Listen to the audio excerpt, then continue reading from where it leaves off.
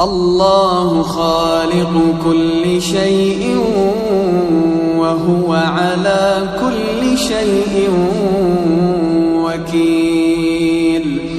له مقاليد السماوات والأرض، والذين كفروا بآيات الله أولئك هم الخاسرون. قل أفغير الله تأمروني أعبد أيها الجاهلون.